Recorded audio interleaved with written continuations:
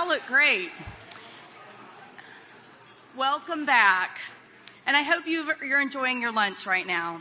Good afternoon, everyone. My name is Betsy Gardner Eckbert, and I'm the President and CEO of the Winter Park Chamber of Commerce. Whether you're here with us at the Alfond Inn or you're joining us via live stream, welcome to the 2019 State of the City Luncheon. Thanks to Orange TV, we are delighted to share this event with so many members of our community. Our Chamber's impact is greatest when partnered with community trustees like the ones who have chosen to sponsor today's event. We are very grateful to ACI Architects and Advent Health for presenting today's luncheon.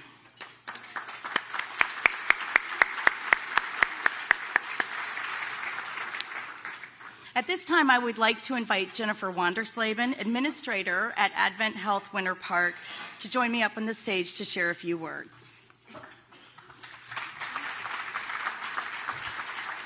Thank you, Betsy, and good afternoon. There we go. Well, I was going to say, I'd like to thank the Chamber of Commerce and our City of Winter Park for organizing this event every year. Isn't it fabulous? Thank you, Betsy. Thank you, team. Well, Winter Park has always been a great partner of our hospital, and we continue to invest in programs and facilities and technology in order to create more convenient access for health and wellness in our community. And we are excited about this spring. In a lot of anticipation, along with the Winter Park Health Foundation, we are going to be debuting our new Center for Health and Well-Being. So that's coming soon, and it's going to be a one-of-a-kind building where we have fitness and medicine and wellness all under one roof. And then this summer, we're excited about our Nicholson Pavilion opening, and that's going to be 140 private rooms. We'll have a new lobby. We won't have all that construction going on anymore, so you can find us more easily, and parking will be much better. But we'll have an expanded surgical area, a waiting room, and then on the top 2 floors in October will be the home to inpatient rehab. We'll have 50 beds to start, and that will grow to 60. And this is really important because when you suffer a life-altering event like a stroke or a traumatic injury, learning to walk again, eat again, talk again is of course very important to get back into life. And so we're excited about having 2 floors dedicated to inpatient rehab. And of course, I think our biggest news is that we changed our name. Now, no longer Florida Hospital, but Advent Health. And I think the best part of that is our service promise on feeling whole. If you've seen those hashtag feeling whole commercials, one of my favorite scenes is that little baby grabbing his parents' hands and then squinting his eyes to pray, like he's done it a lot of times. I love that, but I love the whole idea of looking for moments of what wholeness is to you. I know to my son yesterday, it was getting a 96% on his chemistry exam after he had studied for 6 hours. Very proud of him. It's for our fire department and for our emergency room, spending 2 days together simulating how to help in an accident in our parking garage and what that would look like if there was ever a big emergency like that. And they successfully went through that training, and I think that's just another way of feeling whole. So I would challenge you to think about those moments, and thank you for being here today. Enjoy the rest of the program.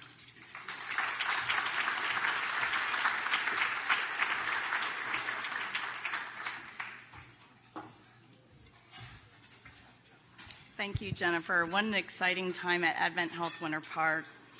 Now I'd like to invite Larry Adams, founding partner at ACI Architects, to come up and share a few words on behalf of our presenting sponsor, ACI Architects.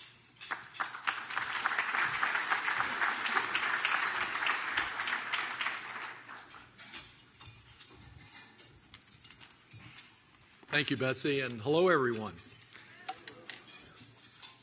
I just want to start again by thanking again the people that have really come together here, as they always do, and that's where Betsy and her team and also the city in this really important event. And I also want to thank our mayor, commissioners, leaders that are visiting with us today, quite a few, by the way, good to see, and thank them for what they have done, and thanking them today as they thank us and others that are important to what happens here. I also want to recognize that Winter Park really is also about the incredible uniqueness of our cultural, academic, commerce friends that all come together to make us not just a place of one type of quality of life. You represent the best of Winter Park. As a 33-year resident and founder of ACI Architects, which has been headquartered here in Winter Park for 33 years, ACI has made a commitment to convince our clients to never build another box, to never devote time, energy, and money to a project that does not inspire others.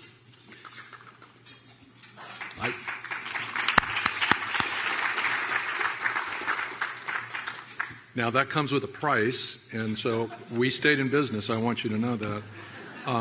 But we also have been blessed at ACI with visionary clients, including the city of Winter Park. We have 43 projects here in Winter Park and more than $3 billion of projects involving 14 cities, 7 states, and 5 countries. I need to thank my staff on that one. We also need to go back to thank some people that were here 138 years ago, 2 affluent Chicago developers. You may have heard of them, Loring Chase and Oliver Chapman. They began a bold and beautiful vision for a new town situated near existing railroad tracks. That's out of the history books. No, it wasn't named Palm Beach.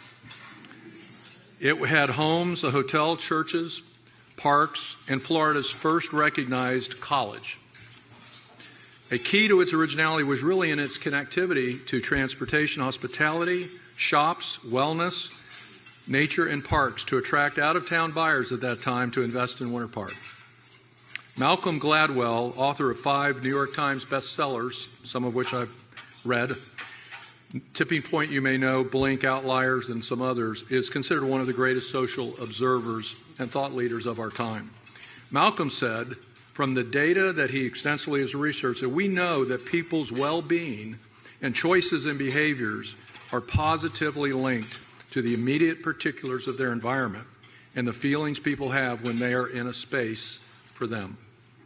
Maybe those ought to be the questions we start with here in Winter Park, as we do so often, and not wait too long until the end of the process, which we have done a good job of addressing and continue to look at and address to make it even better.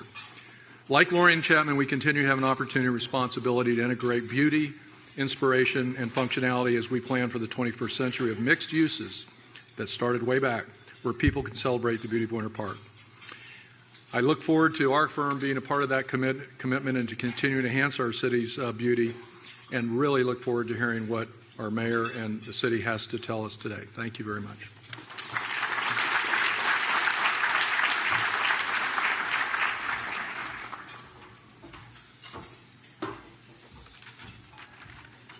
Thank you, Larry.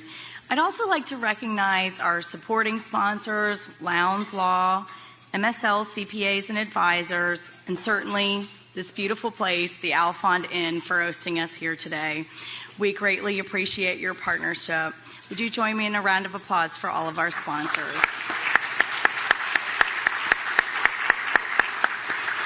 At this time, I'd like to welcome back to the stage our 2019 Chamber of Commerce Chair of our Board of Directors, Charlene and Hotaling.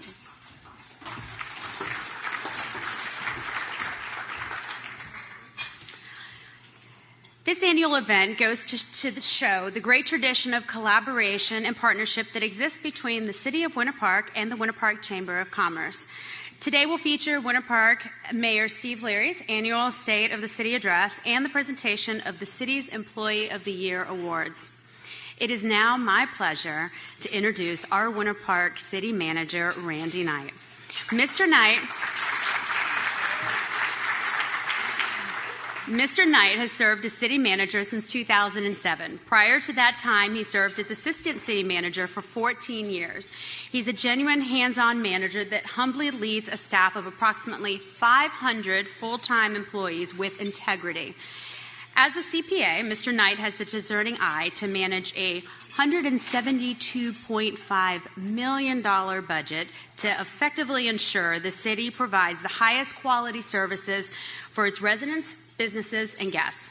As city manager, Mr. Knight informs our 5 elected officials of important issues so they are able to make sound policy decisions that affect the approximately 30,000 citizens of this community. It is my pleasure and honor to introduce our city manager, Randy Knight.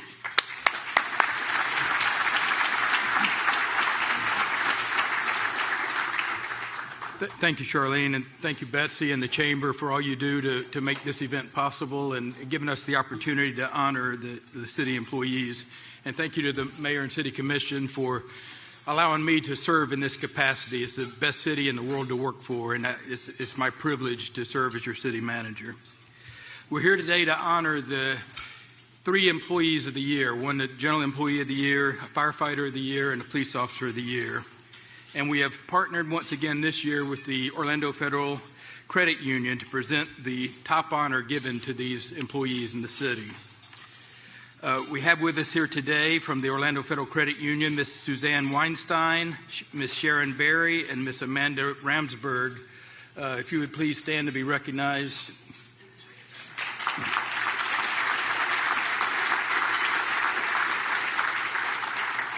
Thank you for your support again this year. The Orlando Federal Credit Union awards each of our winners $500 cash for their award. And I did notice I was missing $1,500 out of my account this morning. So either they took it from my account or my wife is on Park Avenue. I'm not sure which. But I'd like to at this time ask Carrie Martin, our risk manager, to come forward and introduce the General Employee of the Year, Luke Bryan.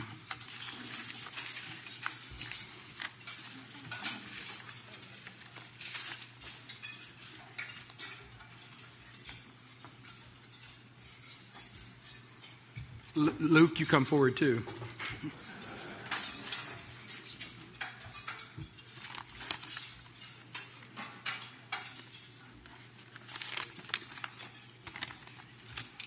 First, I'd like to say thank you to the Mayor and Commissioners, to the Chamber for sponsoring the event, and all of the event sponsors for the opportunity to recognize our best and brightest. I'm honored today to present Luke Bryan as Employee of the Year. Luke is the manager of our Fleet Services Division. He began his employment with the city in March of 2007. He quickly rose through the ranks, and in 2012, he was promoted to his current position. Luke manages 10 employees, including an assistant manager, parts inventory manager, and 8 mechanics. Last year, he named a master mechanic to facilitate collaboration in the bays and provide a mentor for his newest employees. Collectively, Luke's mechanics, the 8 of them, hold 95 Auto Service Excellence certifications, including the EVT, or Emergency Vehicle Training Cert. Luke is responsible for the operation of 2 fuel sites and the maintenance and repair of 1,100 pieces of rolling stock and equipment. That includes everything from a chainsaw to a fire truck. Luke coordinates the monthly schedule for maintenance with a wicked spreadsheet. He fits in repairs, always mindful of the impact down equipment has on operations. Luke was nominated for this award by our electric utility director, Dan D'Alessandro.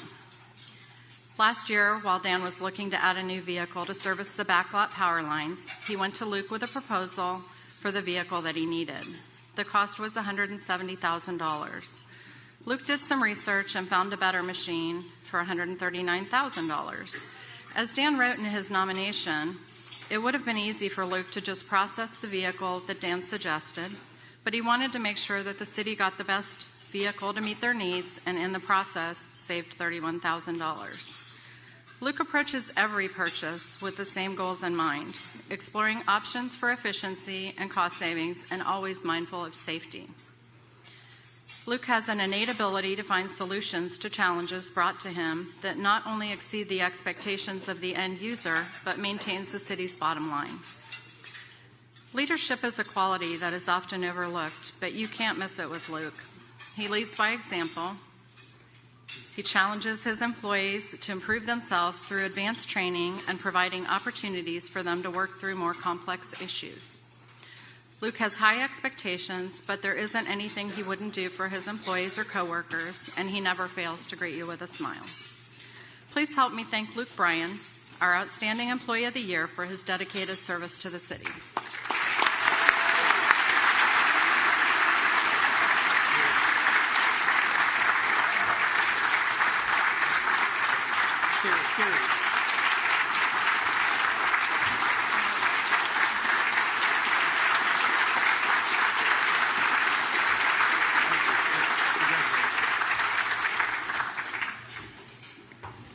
Congratulations, Luke.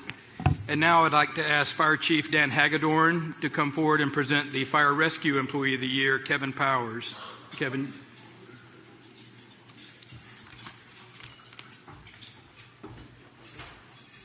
Thank you, Randy.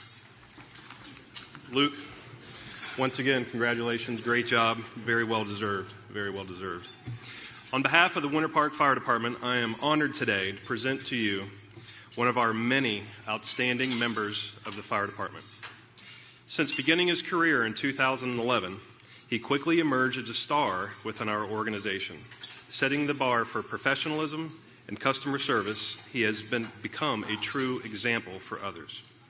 One of the greatest aspects of this award today is the recognition he so rightly deserves for his dedication and commitment to our community. As a leader within our department, he has helped organize charitable events with the American Heart Association, Cystic Fibrosis Foundation, and raising awareness for their great causes while also shining a light on the city of Winter Park. In 2018, he led a team from the Winter Park Fire Department in the Fight for Air stair climb, sponsored by the American Lung Association. The team ascended 26 stories, that's 512 steps, in full firefighting gear and breathing apparatus in just under 4 minutes. One of the fastest times ever recorded for this event.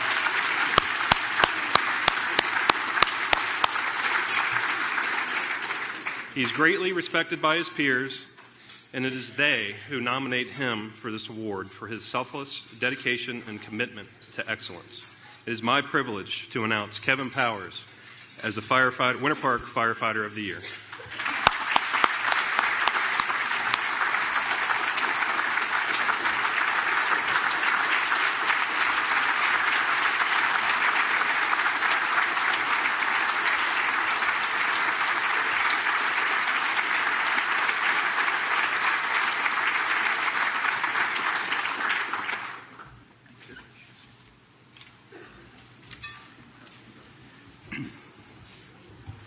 And now I'd like to ask Police Chief Michael Deal to come forward and present the Police Officer of the Year, Javier Rodriguez.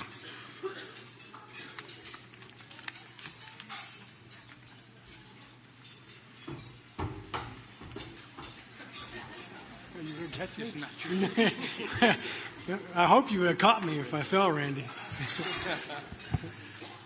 Good afternoon. So, show of hands, how many people in this room recognize Master Police Officer Javier Rodriguez? Now, I'm not asking if you were arrested by him or ticket. Have you ever had the opportunity to see him, speak to him, and recognize who he is? So, Officer Rodriguez is here today with his lovely bride of 35 years, Rose. Rose, thank you for being here.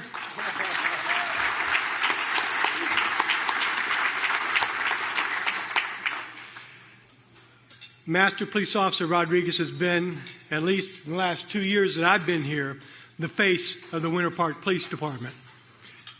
You may also know him as Officer Batman on Park Avenue during Halloween, or the #1 guy who teaches our safe class for women, or the nice police officer who provides food to many of our seniors. Master Police Officer Rodriguez is always out in our community on a daily basis, making a positive impact and difference in the lives of our residents.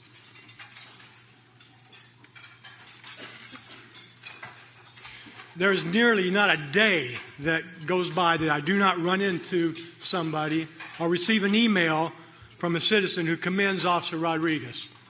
And it's not just, I want to thank Officer Rodriguez for a job well done or for coming to my HOA meeting. It's mostly what I hear is, I just love Officer Rodriguez. He is so awesome. In fact, I heard that today. So, it never gets old hearing these compliments about one of your officers, and certainly Officer Rodriguez definitely stands out. Division Chief Pam Markham and Sergeant Garvin McComey, who are both here today, they oversee our community services Division. And both of them nominated Officer Rodriguez. Both would agree that when we think about an employee who provides an exceptional level of service to our citizens, that Officer Rodriguez is the first name that comes to mind. Over the past year, he has continued to expand his Seniors First program to include not only providing food to our seniors during the holidays, but also assisting with filling of the food pantries on a monthly basis throughout the year. Because of his great relationships with others in the community, this program continues to be a great success, mainly because of the never-ending energy of Officer Rodriguez. He has become like a son for some of our residents in our senior communities. Officer Rodriguez has also a unique ability to build partnerships that help our community. In our efforts to promote surveillance cameras as a tool to reduce and solve residential burglaries, Master Police Officer Rodriguez initiated a partnership with Ring Camera. And as a result, our city became one of the first cases nationwide where the Ring portal helped solve a burglary and theft that occurred in the same neighborhood in our city.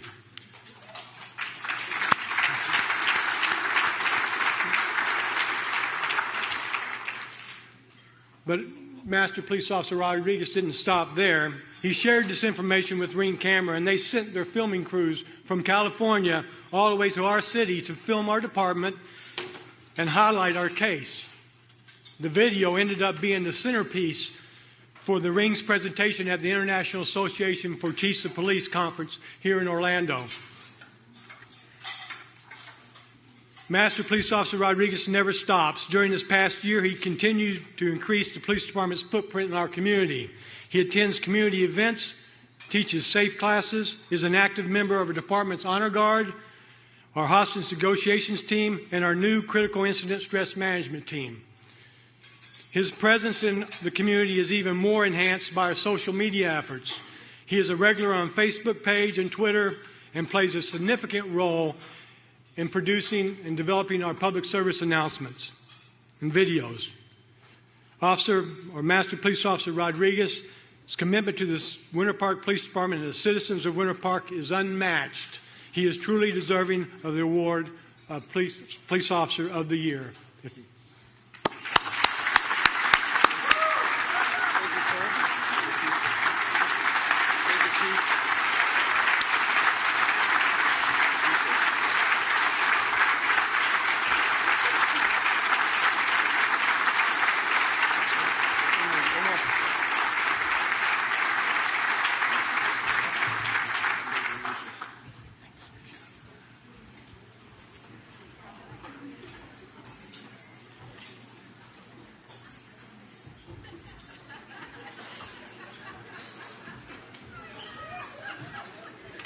Congratulations to all the award recipients, and thank you to all of the city staff who worked so hard for us.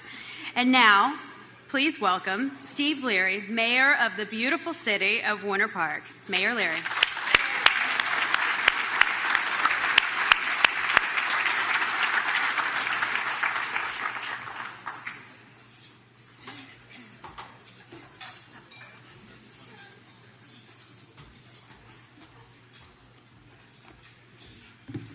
Good afternoon, everyone. Chief, I wouldn't make that team. I'm out of breath walking up 3 stairs over here. I stood here before you about a year ago, just prior to my campaign for re-election. That worked out pretty well for me. But I want to thank you for your support for this, my final term. So thank you all very much for seating me one more term to serve the citizens of Winter Park as your mayor.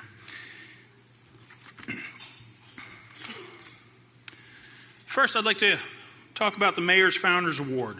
The Mayor's Founders Award honors an individual, a family, or an organization whose commitment, dedication, and actions have built upon our founders, Loring Chase and Oliver Chapman's vision, and have developed Winter Park into the best place to live, work, and play for individuals and families of all ages. Each year's award is unique and reflective of the honoree. A critical component of a successful, healthy community is its faith-based organizations. The more time people spend in pews, the less time they will spend on a psychiatrist's couch. I spent time on both.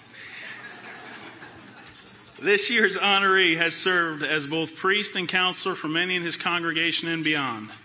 The Very Reverend Richard Walsh is this year's recipient of the Mayor's Founders Award.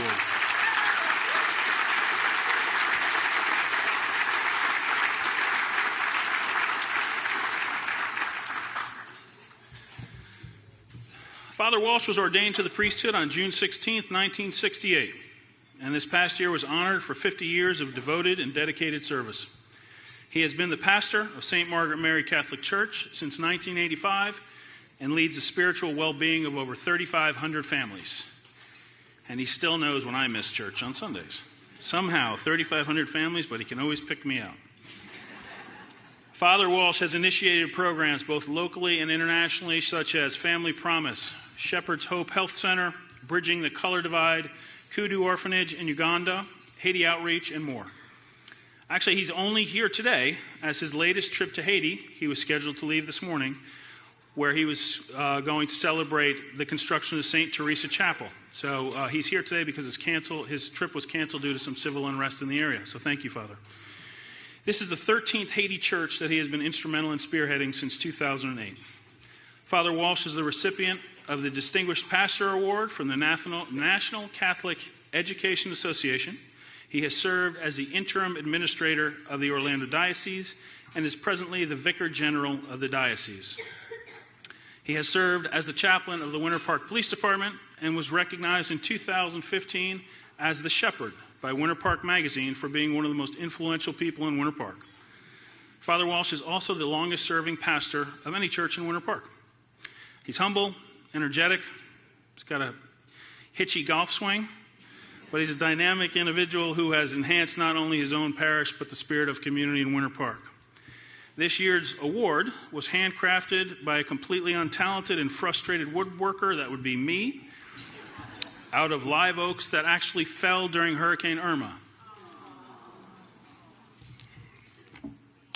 The inscription on the bottom reads, 2019 Mayor's Founders Award, Father Richard Walsh, with sincere appreciation for your lifetime building upon our founders' vision. Ladies and gentlemen, the Very Reverend Richard Walsh.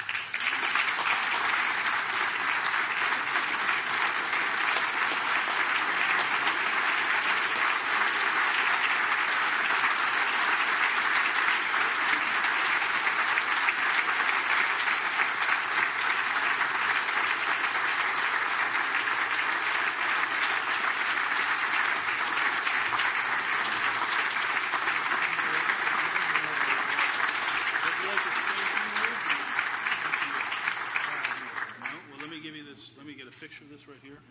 You hold your lovely award.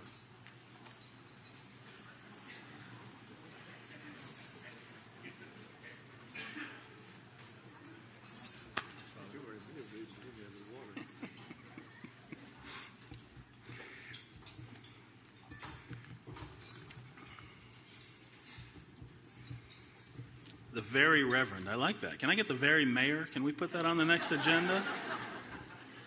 Very Reverend. Thank you to all the other elected officials that are here today from the region. We appreciate you being here. Commissioner Bonilla, you were announced before, and thank you for making it. We appreciate you being here. But thank you all. It's a great partnership. Thank you, Father Walsh, and all the individuals here that care for our spiritual health here in Winter Park. Betsy and the Chamber, Charlene, thank you all very much for what you do in the city every day, and especially for today, presenting this forum for us. I want to thank my fellow commission members. I really appreciate your dedication and your friendship, so thank you all very much. City staff, thank you for keeping us such a special place. You guys do a great job a lot of times behind the scenes, so thank you very much. I would also like to congratulate Fire Chief Dan Hagedorn, our new Parks Director, Jason Seeley. I don't know if Jason is here, who were both promoted from within last year to head up their departments, and also Bronce Stevenson, I think I saw Bronce, who joined us from Oklahoma to be our planning director in Winter Park. So, gentlemen, thank you for stepping forward. We appreciate it. There you are.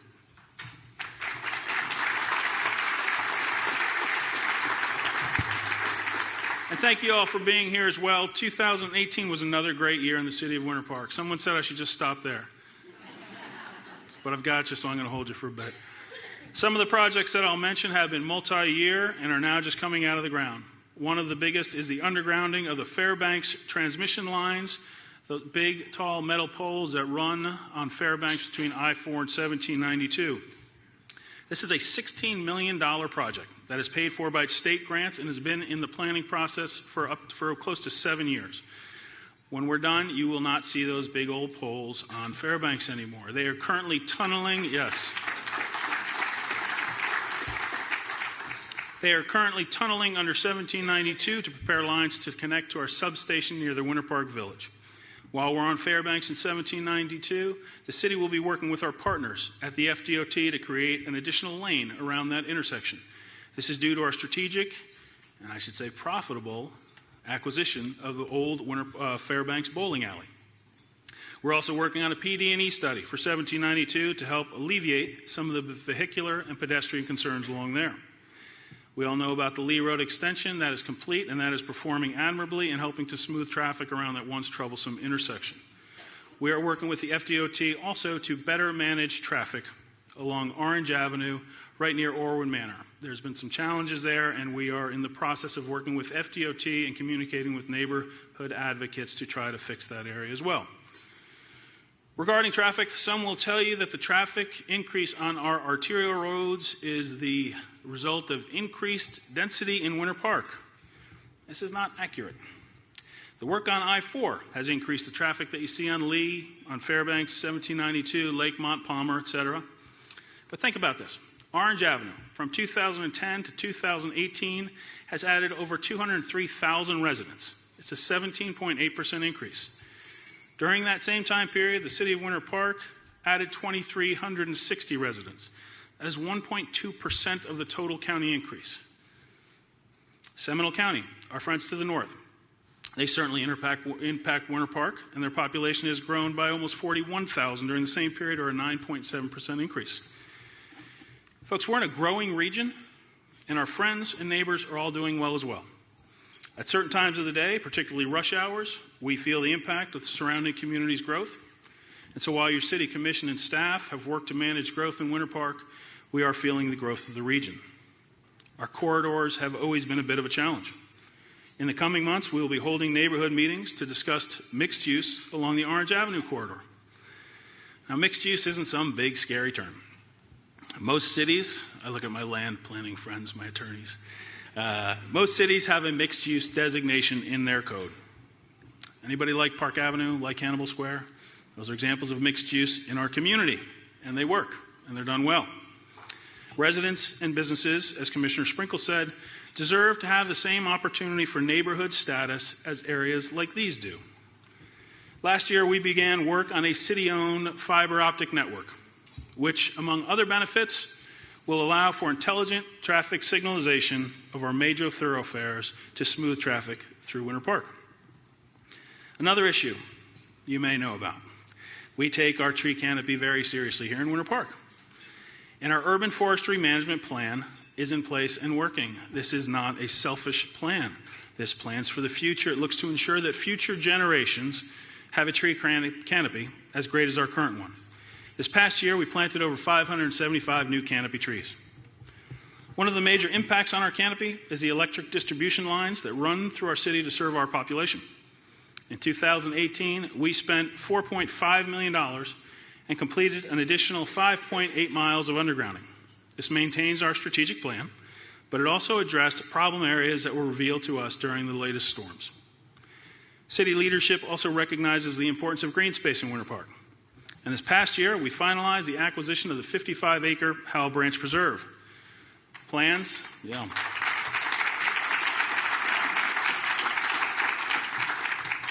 Plans call for this to be a natural park for hiking, canoeing, kayaking, and more. And recently, we authorized staff to move forward with the acquisition of almost 1 acre park that will also be added to this park. So I can stop saying 55 and say almost 56. Across from the brand new, soon-to-be open Center for Health and Well-Being off of Lakemont Avenue, along Loch Lomond Drive, is a revitalized section of Ward Park. If you haven't been by it, please do. It's beautiful over there. They've done a really nice job. And I want to thank the Winter Park Health Foundation for your partnership here. as well as everywhere else within the city. You have been true partners to the City of Winter Park, and we look forward to the opening of the center.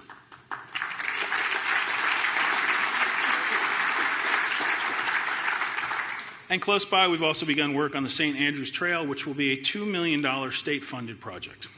And so while our federal, state, and county leaders have been tremendous partners to the city, none of these projects could be accomplished without a strong balance sheet. And for the 12th straight year, we held the millage rate at the same level, meaning that we did not increase your local property tax rate.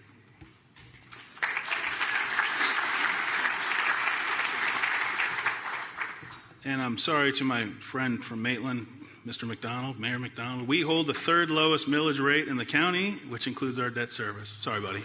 Sorry. In 2018, we actually increased our general fund reserves from 19% to 25%. Folks, our offices too. And our office vacancy is 3.7% versus a regional vacancy rate of 6.9%, almost half. In the past 2 years, we've had major companies move from Portland, Oregon, and Aspen, Colorado. Who moves from Aspen? And we must be doing something right. And our retail vacancy is 3.4% versus a 4.5% vacancy rate for the region. We are in tremendous shape. Winter Park is doing well. Speaking of the retail environment, at my table I have Joanne McMahon. And Joanne's going to get mad at me because she didn't know I was going to talk about her. Joanne was born and raised in Buffalo, New York, and moved to Boston in the 70s. She moved to Orlando in the mid-90s and actually became the nation's first female sales rep for Revlon, right? I know this stuff. Around 25 years ago, the restaurant bug hit her, and she opened a barbecue restaurant where Armando's is now located. You probably know Joanne as the owner-operator of 310 Blue, the Partridge Tree Gift Shop, and eagerly awaited, soon-to-be-open Bovine Steakhouse on the site of the old Park Plaza Gardens. Joanne is also very active with the Winter Park Chamber. Joanne, thank you for your investment that you continue to make in our community.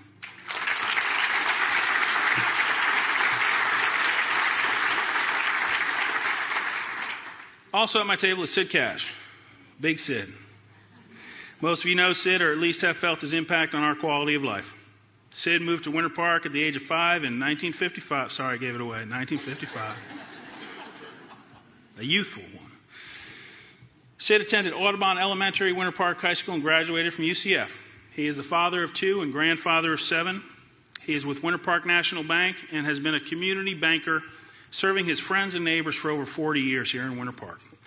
Sid has been involved in youth sports in the area and was actually coach of the 2005 Maitland World Series Little League team. Yeah.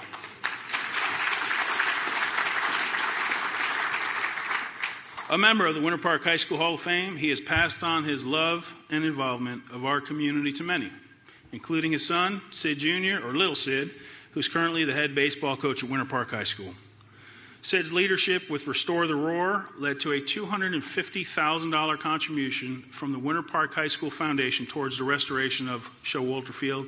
We never would have gotten that project done without you. Thank you, Sid.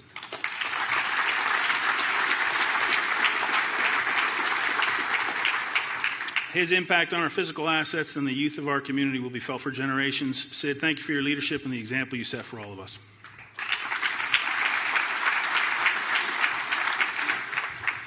This room is filled with individuals and organizations that work independently and collaboratively to make this community special. Like Rollins, adding to the Alfond Inn, creating better housing options on campus for students so that the college remains at the top of the hyper-competitive higher education environment. Full Sail, celebrating their 40th anniversary, will shortly be introducing the Fortress. Sounds kind of ominous. It is a state-of-the-art esports arena in support of Armada, their esports team. Full Sail's Dan Patrick School of Sportscasting, led by a great guy named Gus Ramsey, has partnered with Rollins for an educational partnership to call over 150 Rollins home sporting events. Partnerships, folks, is the way we get things done in Winter Park. We as elected officials cannot do this alone. I can point to people at every table that make this a special city and a special region, those making commitments much more beyond the financial commitments that they make to improve the city as ours. I've heard people say that we're a young city, a young region, and in many ways, you're correct, we are. But I would offer that we're kind of really in our adolescence. You remember adolescence? A little awkward, a little gangly, trying to figure out what you want to be and how to get there. In many ways, it's the age-old discussion among parents about the difference between raising children and raising adults. Many would like to keep their children as just that, children.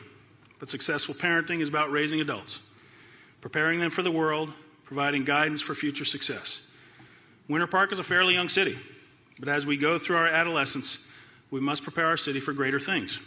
It's uncomfortable, it's challenging at times, nerve-wracking knowing that decisions you're making may take years to pay off. But the alternative of doing things as we have always done, fearful that we may not make the right decision, is not an option for long-term success.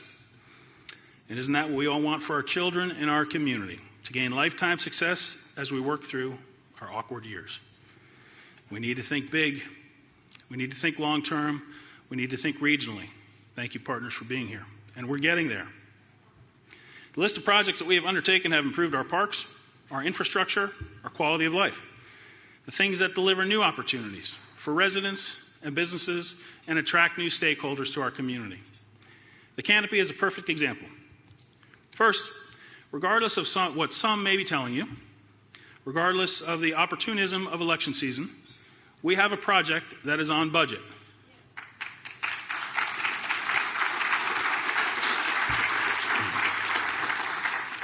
This was confirmed by the city manager at our last city commission meeting. Our design team has provided additional features for the project for consideration. This will be an asset for Winter Park, but our lead designer, arguably the most significant architect in the world today, is presenting us a unique opportunity and continues to provide suggestions and concepts to take a great project and make it even better. World class. Our shopping, dining, recreational opportunities, higher education, hotel, golf course. The canopy will stand alongside these and other global venues. You can count on me, you can count on other city leaders to continue to always look for ways to improve our projects this year, next year, and for years to come. Fundraising is underway, and we hope to be able to add to this base project because, folks, failure is not an option. We appreciate the constructive comments on design, operations, and similar. But simply saying no is not a successful long-term strategy. Imagine no sidewalk dining, no Hannibal Square, no Alfond Inn, no urban forestry management plan, no renovated Winter Park 9. I could go on. We owe future generations a flexible canvas on which to create their version of Winter Park, one true to our roots, but malleable enough to meet new needs and desires. As I call it, generational customization. So today we honor Father Walsh and all spiritual leaders.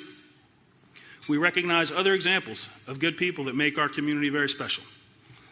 And I believe the canopy will play a critical role in our present and future, just as these individuals do. Now, as much as or more than any other time, we need to invest in the spiritual health and intellectual capital of our community. We owe it to Chase and Chapman. We owe it to other civic leaders. We owe it to the many whose names may be lost to history. We owe it to people who have made investments in our community to keep it from being left behind. Winter Park is doing great. Many tell us it's the best it has been. Right, Commissioner? We hear that all the time. I want to thank each of you for the positive comments and your encouragement as we build on our founder's vision and continue to move Winter Park forward for future generations. Thank you all very much.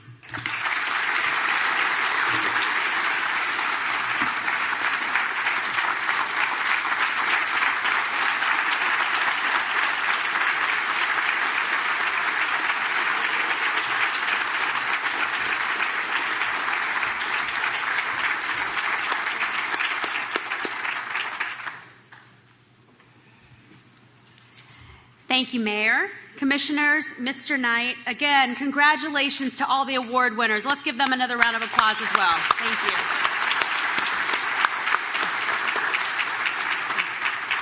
Thank you to our sponsors, ACI Architects, Advent Health, Lowndes Law, MSL CPAs and Advisors, and the Alfond Inn. Thank you for joining us, and have a great day.